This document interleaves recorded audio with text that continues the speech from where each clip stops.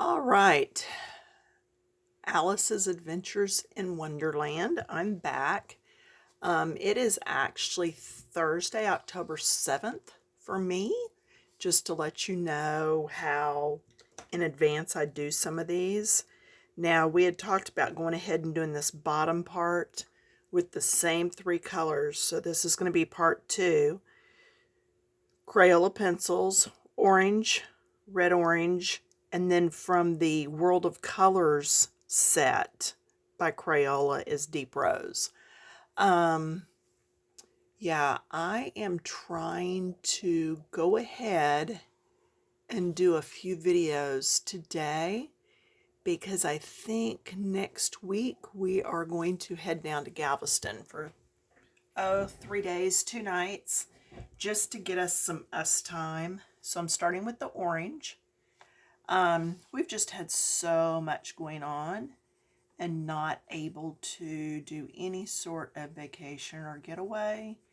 And because we are both vaccinated, we feel okay with going on down to Galveston. So that's what we're going to do. Now, what I could do in this picture is I could go ahead and do all of this middle section in the orange and then come out a little and do the red orange and then come out on just the edges and do the deep rose. Or I could do a drop shadow. Now what I mean by drop shadow is I would go ahead and color all of this in that orange, and then under each area I would do the next shade. Does that make sense? So that it looks like the shadow is dropped down. Okay, so my window is open. My window is over there, so it's casting light down, and so I have a little shadow right here of my hand. There's no shadow on the top. There's only shadow on the bottom. Now the place there is also shadow is tucked right down in here under my hand.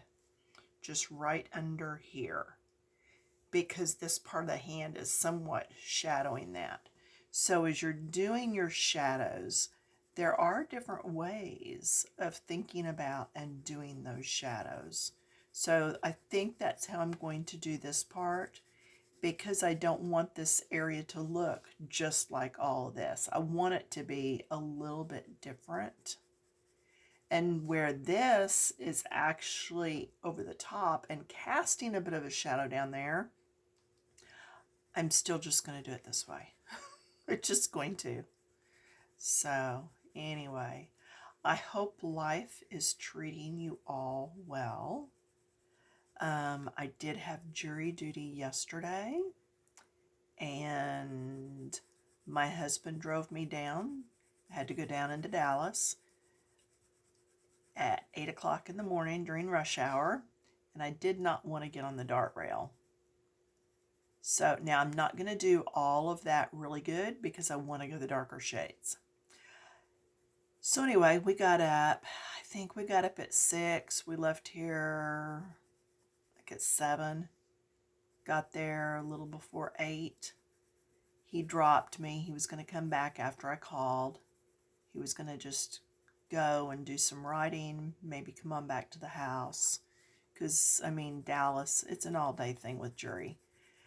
So, and I hadn't been jury summonsed in a while, so I was like, yeah, it's my civic duty, I get that. But anyway, so I go in, and I had already taken out of my purse the zipper pouch that had like my sewing kit and all that kind of stuff in there. All right, so then I keep stuff in pouches. It just makes it easier to grab and go. Or if I do happen to change purses, it makes it a lot more convenient too. And not all that loose stuff to dig through. Anywho, so I go through the metal detector things and all, and lady says, tweezers. And I look at her and she goes, I need to see your tweezers. And I went, I have tweezers? Oh, okay. And I pulled it out and I went, oh yeah, my first aid little bag. And so I pulled it out and I said, yeah, they're slanted, not blunt, or not a good tip on it. And she goes, yeah, I see, that's fine, you can put them back. Toenail clippers or fingernail clippers. And I said, oh yeah. I said, there's no nail file attached. So I pull it out and show her and she goes, okay, that's fine. She goes, go over to the security. And I said, okay. So I go to the next person and she's like, jury, and I show her summons. And she goes, okay, go over to those two. So I go to the next two security people and they're like, do you need a work permit? I'm like, no. And they go, okay, we need your summons. And I said, here you go. And she goes, okay, jury was canceled. You can go home. I was like, are you serious? So I guess with it being Dallas and all, and they don't always find out, I don't suppose, until the last minute. There was no way to send out an email. Plus, we get our, what, $5 or $6 for showing up? Yeah. And then it also takes us off the list to be called for the next, what, 6 months?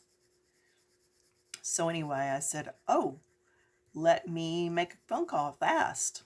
They're like, that's fine, you can go. I was like, okay. So I walk away, get out my phone, and I call Daryl. I said, where you at? And he says, up the street still. And I said, okay, come back and get me. It was canceled. And he's like, oh, okay. So that was yesterday. So that was one of the things that I had kind of dreaded because of being downtown Dallas and COVID and everything else. And I used to drive down in Dallas when I painted perfume bottles for Neiman Marcus. So that wasn't a big deal as much as just how COVID changed everything. So anyway, and then today we got up and I went to the dentist and got my permanent crown put on from the tooth that I had broke off. So that got done this morning. So I have a slight headache, but I don't know if it's because I knew that was coming or just because he had to tool around in my mouth some to get the old cement off from the other crown that had been on there, the temp. Because I don't get shots for just getting a new crown on. I mean, yeah, he tooled around some to get off cement and all that, but it wasn't that bad, and I don't like being numb. And I have a high pain tolerance anyway, so I didn't worry about it. Anywho, so that has been my last 2 days. Just not stress, but just it's like one more thing that we had to do. And I know a lot of y'all are in some big time things.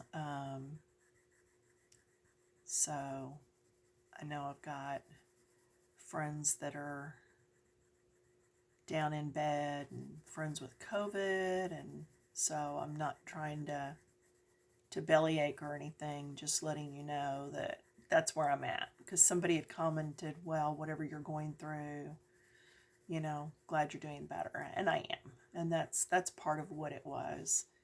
And then just with my niece flying in and out and losing brother-in-law and all that, it's just been trying.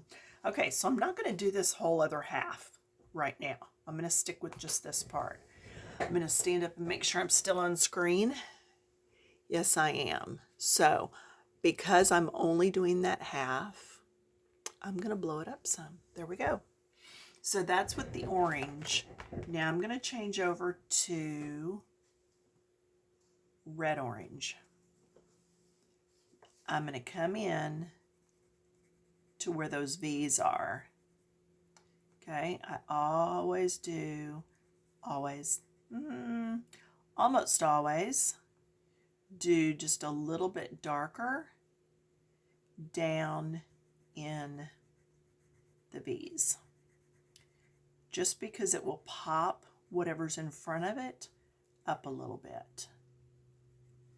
So I'm not being overly careful with this. I probably should be, but I know that I'm going to come back in later and do some more when I touch up. So that's why I'm not too worried about it right now. But I want you to see how I'm doing in all these little spaces. The little spaces can be just as important as your big main thing, because those little spaces are what takes your eye back. Okay? That's what's taking your eye back into all that and popping all this green up to the front.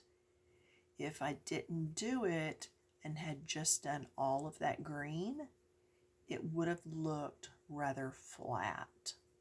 So I'm going in here and actually doing each little space and getting some of this orange red in there. Nope, red orange, sorry. So that's how that is done. And just go in there and take your time, get it all done. And I will come back and do this other mushroom on camera in the teal colors. And if you missed us talking about the colors, that video was just like, what, a week ago or less. If you pop onto my channel, you can find it. Follow me and ring the little, I think there's a little bell you can click or something if you want notified when I do something new. Now the reason I'm doing these sides is because by deepening here, it will make it look more rounded. Plus, you can see the artist has already put darker shading there, which tells me that that should be a little bit darker. And remember I said I was going to go under each little piece, and that will pop each one of these little flowers and buds and bits up just a little. So take your time on this, go around there and really get that blended in there.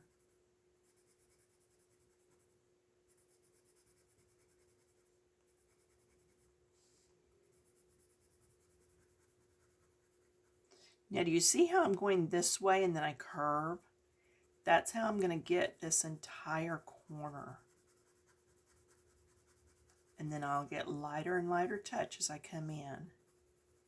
But that's how I managed to get all of this in here done.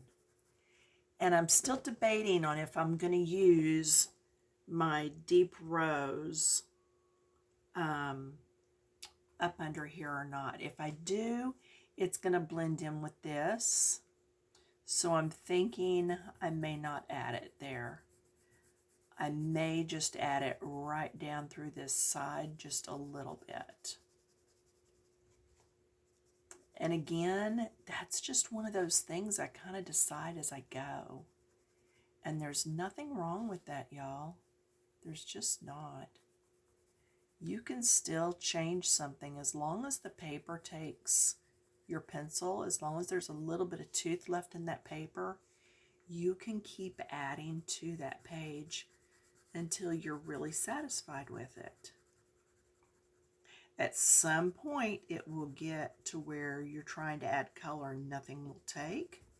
And that's because you have all the little white divots in the paper filled up. And there's just nothing left to take color.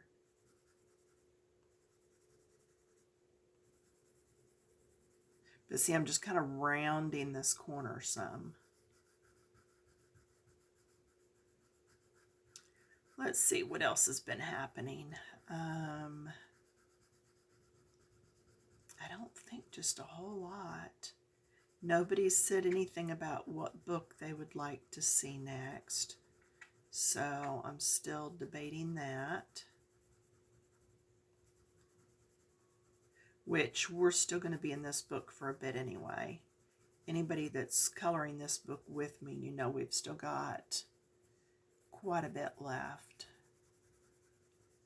Okay, so now that I have that done there, I am going to come in with, again, this is by Crayola, but it's Colors of the World. And I saw this pack of pencils at a local Walmart yesterday for like $4.11. So that means it is on a clearance. So I have enjoyed these pencils just because they are good for skin tones, but also I find that they're really good for wood and nature and all that. Now what I'm going to do is I'm going to come in here and do the bottom parts of each of these. Now I'm trying to keep the pencil out of the way so you can see what I'm doing. I'm going to do a few this way, just in case you couldn't see the other way. But see, I'm just getting at the bottom of each of these, blending it in. And again, that's giving it more depth. So if you're not getting the depth you want to a page, stop and look at what colors you're using. Are you getting the darks dark enough? Are your lights light enough? You know what I mean? So, and then I had already said I wanted to do under the flowers a bit so that they would pop. And I'm going to do some right here. And see, it's just going to pop that up just a little. I've still not completely decided on colors for these. I may end up with gel pens. I am going to go back to the red orange and do underneath some.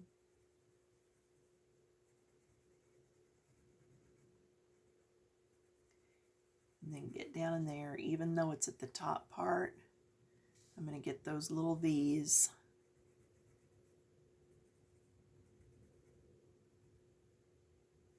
Leave no area undone. That's probably as close as I dare go to the edge of the page over there. See, underneath, and it just pops that flower up a little bit. But a little bit's all you need. We're not looking for great depth. We just want it to be some. Now back to that special pencil again, just to get all the way down in those areas.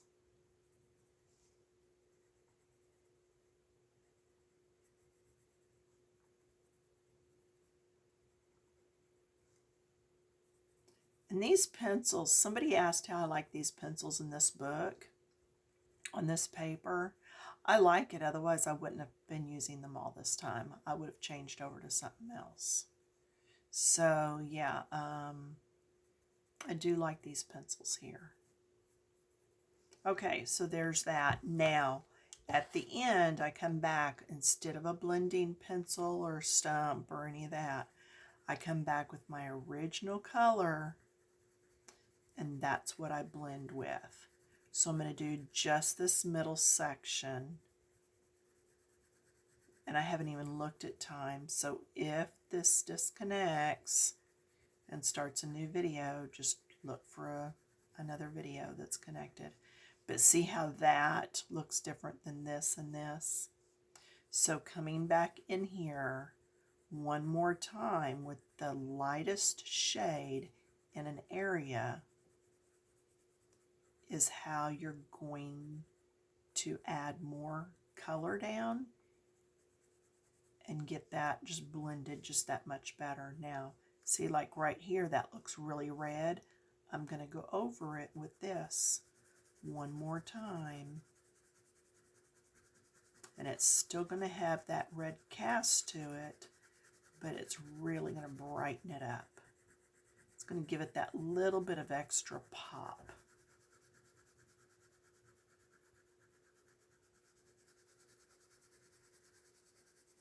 See, that's well blended up there now. Okay, and I'm just going to keep doing that same thing all over this whole section. And then, like I said, I've got the other half of that mushroom to do. Oh, we're only at 20 minutes. Well, you can watch me color then. Oh, only problem I have when I do several videos is I do like to talk a lot, and there's not really a whole lot of new stories to tell. So, anyway, when we're down at Galveston, if we do get to go, I may do some video and post as one of y'all's postings just to show the colors. Because oftentimes we think, well, is the water darker further away or up close? Is the sky darker in the background or up towards the top when we're looking up? And generally, it's going to be darker at the horizon. And the reason for that is that we're looking through so much pollution that it really does look a lot darker at the horizon. If you've got like an open field that you're coloring or something, it is going to look darker closer to the horizon further away than up close. Yeah, we look through so much of the dirt and pollution and just the little specks of stuff that's in the air that it is going to make it look darker, even though it's the same color. So, and always remember, as you're coloring, you can color stuff lighter or darker or however you want. There's not set rules. I mean, like when I do floral design or when I'm painting, a lot of the times, going back to that red orange, when I'm painting though, a lot of times, if I'm painting like a still life with flowers, I'll do 3 flowers. I'll do an odd number because it's more pleasing to the eye. It's not a set firm rule, but it's a good thought to follow because it really does help when you're looking at it. It's more pleasing to the eye of the viewer. When I do floral design, I do use an odd number of flowers in my designs unless I'm doing something for somebody and they want something specific. When I did the flowers for my brother-in-law's, he'd get me for saying brother-in-law, my sister's husband. When I did the flowers for the casket, she wanted a full dozen roses. So that's what I did for the design. I did full dozen roses because that's what she had wanted. Anytime you get over, probably about 7, people don't stop and count if it's even or odd, and it really doesn't bother us as much. But if you have 2 of something laying there, or you have 3 just looks better. And who made all that up? I got no answer for you on that. I really don't know. But if I lay 2 pencils down, I mean, you count 2, but if I lay a 3rd down, it's just more appealing to the eye. I don't know why. It just is. Just something in us. All right. So like I said, I would just keep working with this till I got that white out of the paper or till I was pleased with it. And then I would go to the other part and do the same thing all over again. Okay? And then what we have is that. Okay? So that's really it for this time.